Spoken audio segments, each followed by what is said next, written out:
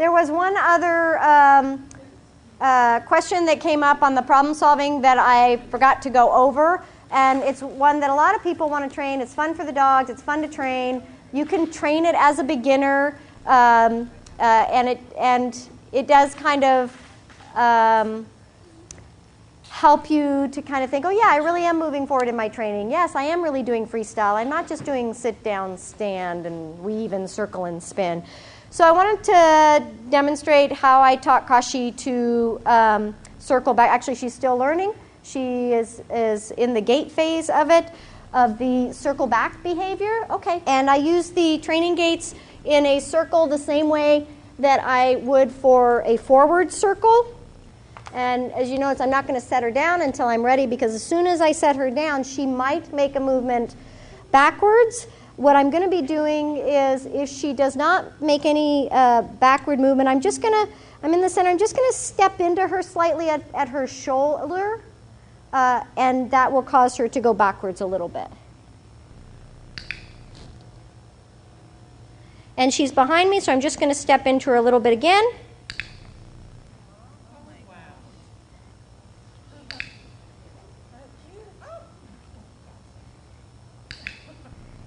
Whoa, I clicked, girly. There you go.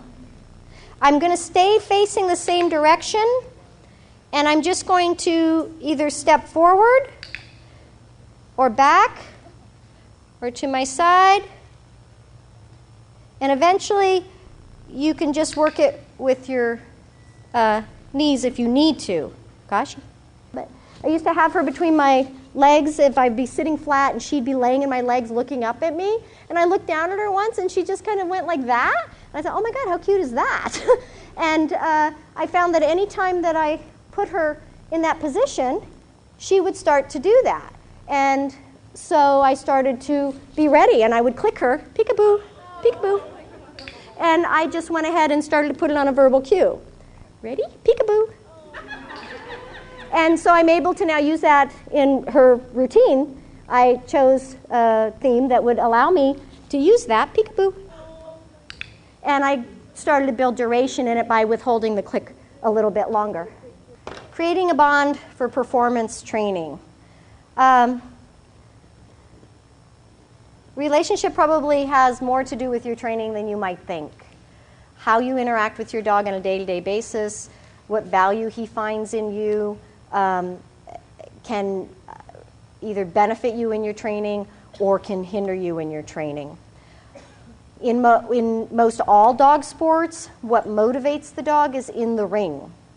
Most sports are built around the enjoyment and natural ability of the dog. Agility, fly ball, schutzen, disc dog, scent work, dock diving, tri-ball, water retrieves, herding, hunt, and field. All of these sports are sports that the dog generally will find enjoyable, or their natural ability helps them to excel at these. Very clear and very specific, would you agree?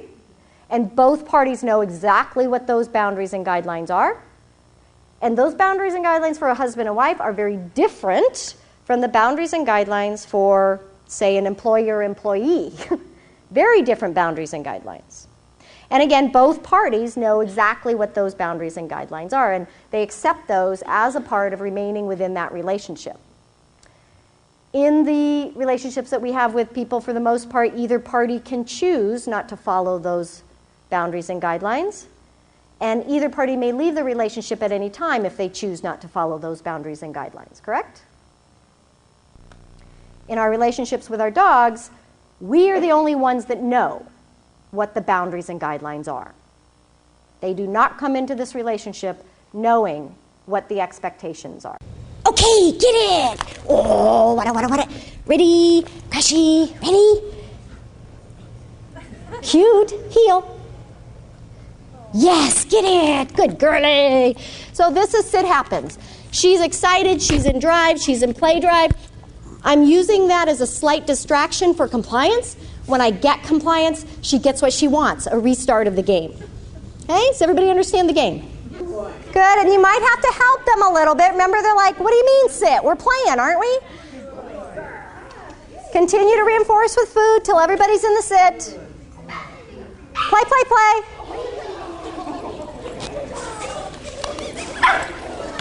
Down your dog.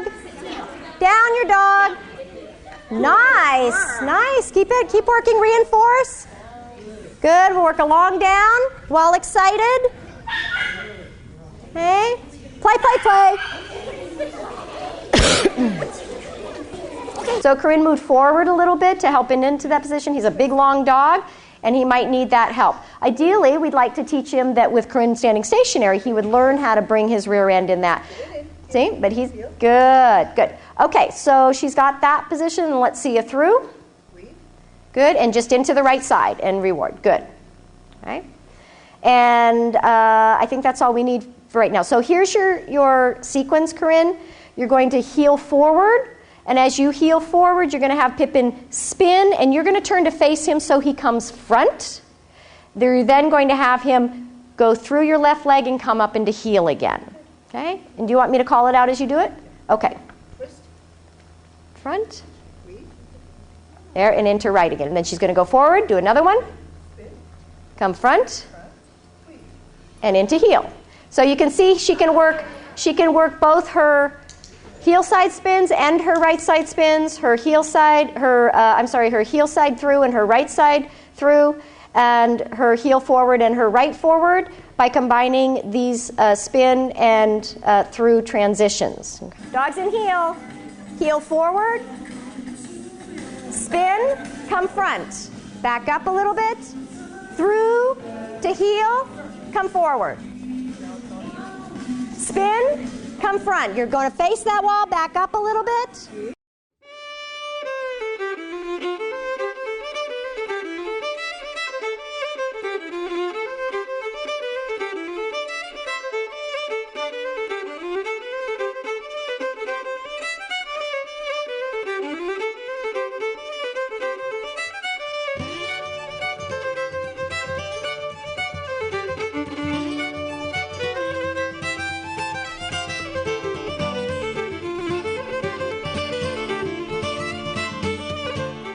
So there are some good opportunities to view freestyle live, and it is very different viewing it live than watching a video of it. It is much more of an emotional experience when you watch it live.